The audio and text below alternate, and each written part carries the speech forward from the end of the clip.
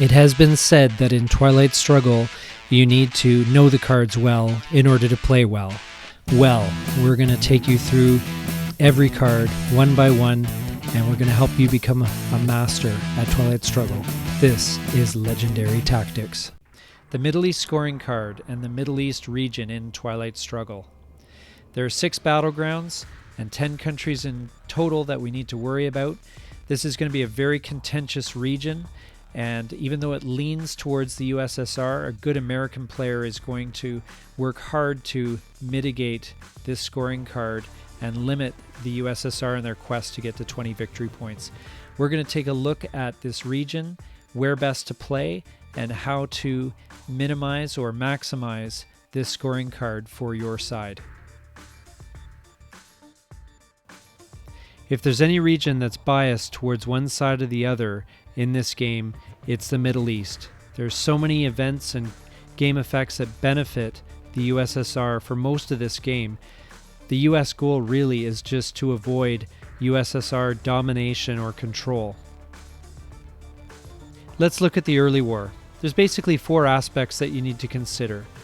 The first is what card the USSR headlines on the first turn. If the USSR headlines the Suez crisis card, then it's very likely that they're going to choose to remove the one influence from Israel. This effectively cuts off the US from any access to any of the states in that western half of the Middle East, and makes Iran especially vulnerable and important to the American player. If the USSR headlines the Arab-Israeli war in the first turn, there's a 50-50 chance that the American influence in Israel will be replaced by Soviet influence. And this effectively, again, cuts off the US from any of the states on the western half of the Middle East and makes Iran very, very vulnerable. The second aspect that the players are going to have to consider is the effect of the coup in Iran. It's a very common play for the USSR player to do a first action round coup in Iran. They may go for Italy. That is another option as well that has become popular. But the traditional move is to coup Iran in the first turn with a 4-ops card. And that can potentially flip Iran to Soviet influence and basically cut off the US from access to Asia from that direction. If the Soviet coup is a weak one, if their role is poor, then the US is more or less obligated to coup Iran back. And at least as long as DEFCON allows, this will go back and forth. One role that can be a bit of a disaster for the US is a roll of 1 on this coup, assuming the USSR uses a 4-ops card. And the reason for that is that the US influence will be removed, and this effectively, again, cuts off the United States from access to Asia along that path. It's very hard to get back into Iran at that point. Now, this is a card that the US player never likes to see, Nasser. Nasser adds 2 USSR influence in Egypt and removes half of any US influence in Egypt. And that can usually give the USSR, if not control, then at least a head start on control in Egypt. And certainly this card will dissuade the US from playing too much influence into Egypt. It's a card that's impossible to send to space without a card like Containment in play. So at some point, Nasser is going to be played. Egypt is the gateway to Libya, an important battleground for both players. And so in many ways, this Nasser card and when and how it comes out is going to determine the fate of Egypt and Libya and how those countries are going to look influence-wise. There are another 2 key territories in the Middle East in the early war, and they may not look like much, but one of them is Lebanon and one of them is Jordan. Lebanon and Jordan are important because they can offset the effects of the Arab-Israeli war by minimizing the die roll that is required to succeed. So if you have the ops to be able to spend, and certainly I find that if you are forced to play the Arab-Israeli war, taking an op and putting it into Lebanon is a good way of mitigating the event. Whatever you do with the other op is fine. If you have the ops to take Jordan as well, then it is a way to really protect Israel, which is a key battleground, especially once you're able to add the influence to Israel to get it to control. It can be a very important territory to hold back the USSR in their scoring of the Middle East. Jordan is also the best route for the Americans to get to Saudi Arabia. So basically, there are three scenarios we're looking at for the Middle East and how it will play out. The first scenario is that the US loses the back and forth coup battle for Iran and is out of the eastern part of the territory. They can still hang on to the west. Maybe they play into Lebanon, maybe they get a hold of Libya or Jordan and maintain their presence there. In the second scenario, the US keeps Iran and maybe even scores a sneaky domination from controlling, say, Lebanon or maybe Jordan as well as Iran, and preventing the USSR from grabbing a battleground early.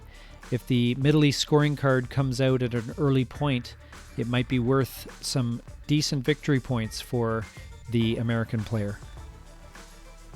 Or there's a third scenario which the US player probably doesn't want to talk about, and that is an early Suez crisis card, perhaps headlined by the USSR, followed by a successful Iran coup, and the US is out of the region entirely. They're forced to coup their way back in just for presence. The mid-war can be even tougher on the US player, with such great USSR events like the Muslim Revolution and OPEC. Muslim Revolution can remove influence from key battleground countries like Libya, like Egypt, and other countries such as Jordan, and essentially decimate the US position in the Middle East in the mid-war. The OPEC card is just as bad, but for different reasons. It can allow a lot of scoring if the USSR controls Egypt and Iran and Libya and so forth and Iraq. It can easily give the USSR 3 or 4 victory points, and it really is like scoring a domination in a region, except it's only for the benefit of the USSR. So the USSR player in this part of the war is in a very good position to not only hold on to the Middle East in presence, but also score for domination or control. As the US player, you really have no choice but to send these two cards to space one way or the other. One of the few US mid-war events that benefit them in the Middle East is the Sadat Expels Soviets card. It's a one-op card, which means that it's very hard, if not impossible, for the USSR player to send it to space. It will happen at some point if the game goes long enough. And essentially, Sadat removes all USSR influence from Egypt and gives the US a boost of influence, hopefully, so the US can take control.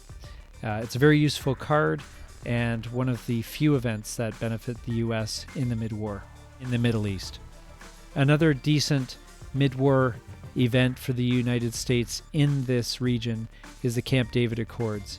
Not only does it help with an extra victory point, but it gives influence in Israel, Jordan, and Egypt.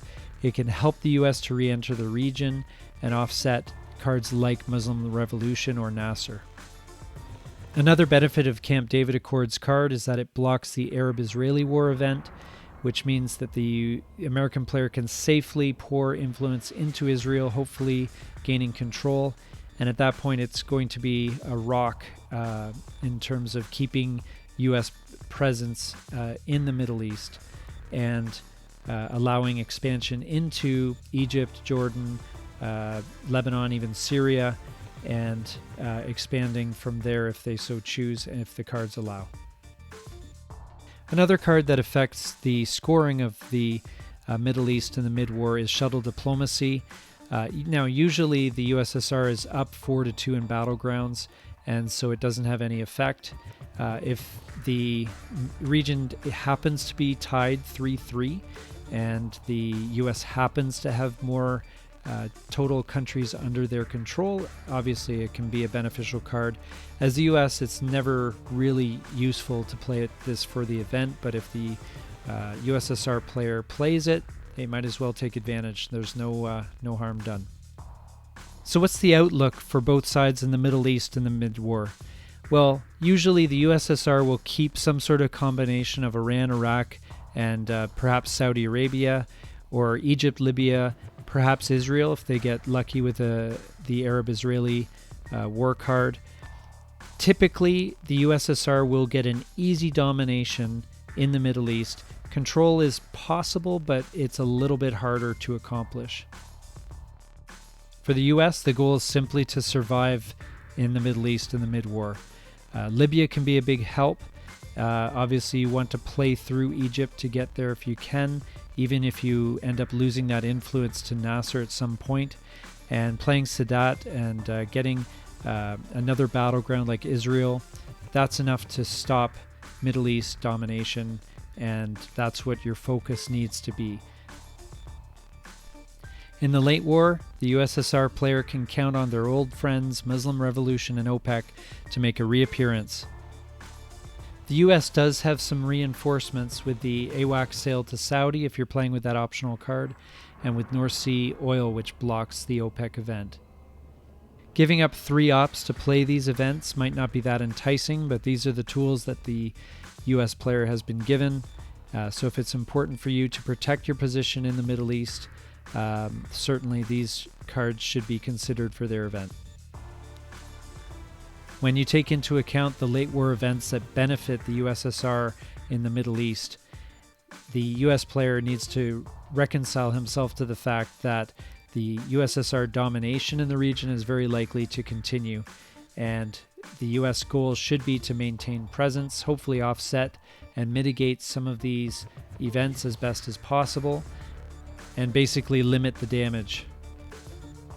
It can be a tough go for the American player in the Middle East, especially as the Cold War drags on. So what about headlining the Middle East scoring card in the first turn? Well, if the game is being played with the extra influence for the United States, then it can be an amazing headline for the US player.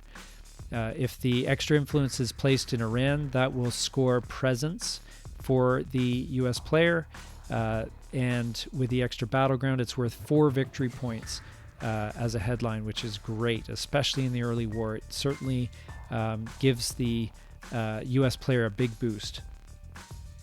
Otherwise, headlining the Middle East scoring card in the first turn isn't going to result in victory points for either side, and so as the US player, it can be a good thing to free up a play later on, and they can play more ops in their first turn at that crucial time. This has been a breakdown of the Middle East region and the Middle East scoring card. I hope you found this helpful. Please like and subscribe. This is NATO with Legendary Tactics, and I look forward to seeing you in the next video.